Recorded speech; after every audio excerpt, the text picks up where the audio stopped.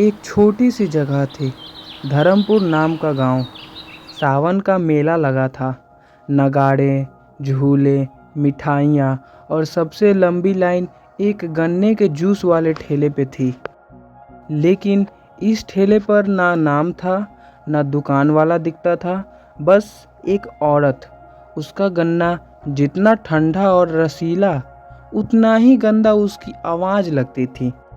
ठंडे गन्ने का रस सबसे अलग स्वाद वाला। लोग कहते हैं ये जूस पीने से थकान चली जाती है, लेकिन जो पी लेता है उसे नींद भी नहीं आती। एक दिन शहर से आया अंकुर अपने दोस्तों के साथ गांव घूमने। उन्होंने बोला, यार ये गन्ने वाली बहुत क्रिपी लगती है। घंटी भी नहीं बजती जब जूस निकलती है तो उसके पास जाने से ही नकारात्मक चीजें महसूस होने लगती है। तभी एक दोस्त बोला, अरे तू बहुत सोच लेता है भाई, तू बहुत हॉरर देख लेता है, पी ना चुपचाप। अंकुर ने जूस पिया। पहले तो टेस्ट ज़बरदस्त लगा, फिर उसके हाथ ठंडे होने लगे, मन शांत होने लगा। अब धीरे धीरे उसे नशा सा चढ़ रहा था।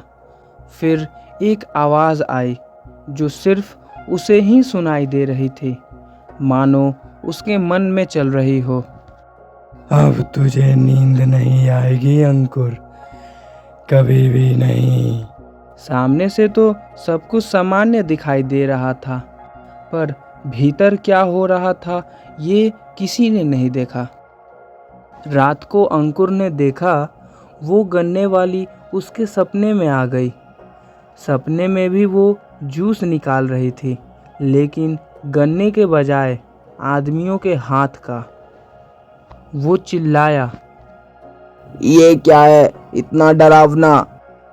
तभी चुड़ैल बोली, तुम जैसे लोग हमेशा हंसते हो, गन्ने को चबाते हो, पर तुम्हें क्या पता किसकी लाश से रस निकलता है। यार तुमने एक चीज पे गौर की? कौन सी बात पे चाचा? जिसने जिसने जूस वाली का जूस पिया वो कभी बाहर दिखा ही नहीं। सारे दिन घर में पड़ा रहते हैं। अब मेरे भाई को ही देख लो, वो मेले में गया, वहाँ आखिरी उसने उस गन्ने वाली का जूस ही पिया और तब से एक ही कमरे में बंद रहता है। हाँ, इस पे मेरी भी नजर पड़ी, पर मैंने सोचा छोड़ो, हम बुजुर्ग आदमी क्या ही कर सकते हैं। एक दिन एक साधु का आगमन हुआ गांव में। भिक्षाम देहि माते। हाँ बाबा जी, ले आई आपके लिए, थोड़ा रुकिए। साधु ने भिक्षा ली और फिर उन्होंने जो बोला वो सुन के घर के सभी लोग हैरान हो गए। माते तेरे घर में मुझे किसी की काली परछाई दिखाई दे रही है। किसकी? ये आप क्या बोल रहे हैं? ऐसा तो कोई बात नहीं। अपने बेटे को जरा बुला, उसे कुछ कहनी है। बूढ़ी माँ सोच में पड़ गई। भला इन्हें हमारे घर की दिक्कत कैसे पता? इन्हें कैसे पता कि ये मेरा बेटा है? तभी साधु बाबा एक मंत्र बोलते हैं और कमंडल का पानी उस बच्चे पे डालते हैं और अचानक रवि होश में आ गया और कहने लगा, ये मुझे क्या हो गया था? मैं कहाँ था इतने दिनों से? अरे कोई मुझे कुछ बताएगा? वो हाफ रहा था। अब वो सबको पहचानने लगा। सब काफ़ी खुश हुए और बाबा को बहुत बहुत धन्यवाद दिया। तभी रवि की माँ ने कहा, बाबा जी आपका धन्यवाद, पर मैं अभी भी खुश नहीं हूँ।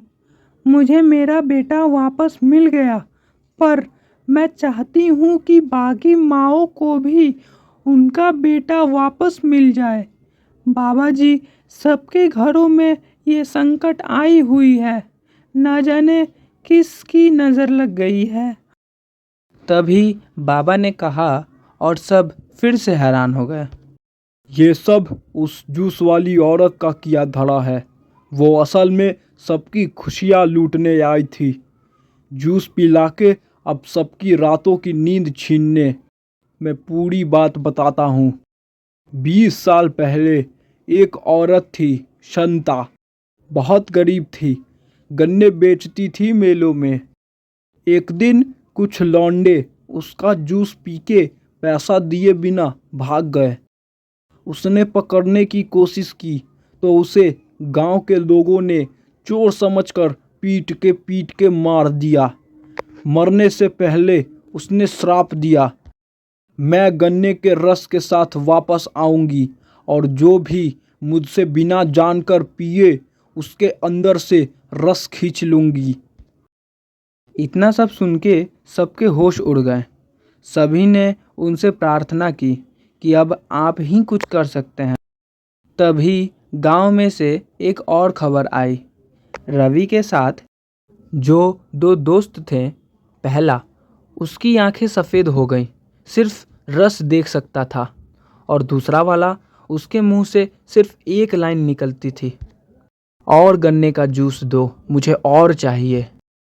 रवि को अब सब कुछ याद आ गया और अब उसे सब कुछ पता चल चुका था, परंतु उसके दोनों दोस्त कुछ दिन बाद सूख के पत्तों के जैसे मुरझा गए।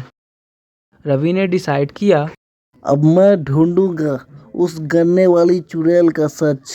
बाबा ने कहा, उसकी आत्मा हर साल सावन में एक नए ठेले के रूप में आती है। श्राप तभी टूटेगा जब कोई उससे उसके मरने का सच बताए और इंसाफ करे। रवि उसी जगह गया जहां शांता को मारा गया था। उसने एक छोटा मंदिर बनाया, एक बोर्ड लगवाया। उस बोर्ड पे लिखा था, यहाँ एक बेजुबान औरत को मारा गया था, शांता को शांति मिले। उस रात उसने फिर से सपना देखा। सपने में शांता आई, अब चुड़ैल के रूप में नहीं, बल्कि एक आंसू भरी माँ के रूप में। वो बोली, तू पहली बार था जिसमें इंसानियत बची थी बेटे। मेरा नाम का बोर्ड लगा के तूने मुझे सुकून और मेरी आत्मा को शांति दी। उसने सांस भरी और कहा, लेकिन श्राप सिर्फ तेरे लिए खत्म हुआ है। अगले साल फिर से मेला लगेगा और मुझे जूस बेचने आना ही होगा। अगले साल का मेला, नई जेनरेशन के लड़के और लड़कियां, फिर से एक गन्ने जूस बेचने वाली का ठेला। एक लड़का बोलता है, भाई गन्ने का जूस मस्त मिलता है यहाँ।